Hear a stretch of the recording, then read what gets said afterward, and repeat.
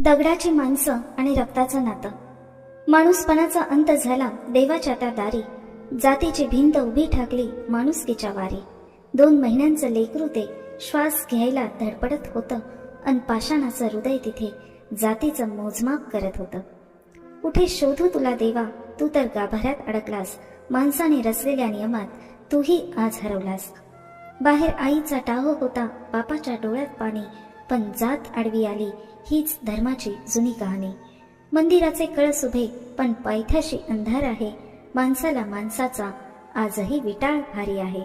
ते बाळ गेलं निघून एक मोठा प्रश्न सोडून, माणूस कधी होणार आपण जातीचे पिंजरे तोडून.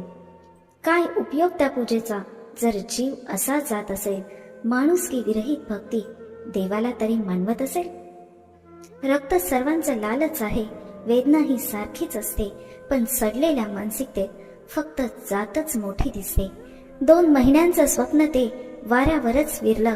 माणूस नावाचं नातं आज उंबरठ्यावरच सरलं. मंदिराच्या कळसापेक्षा जात मोठी झाली का? एका चिमुकल्याच्या जीवाची किंमत खोटी झाली का?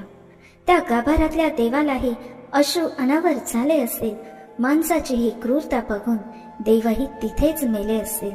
उघडा आता ते दरवाजे मनाचे आणि मंदिराचे, मृत्यूपूर्वी तरी किमान हक्क मिळावे जगण्याचे. जात नावाचं अस्त्र अजून कित्येक जणांचा बळी घेत राहणार.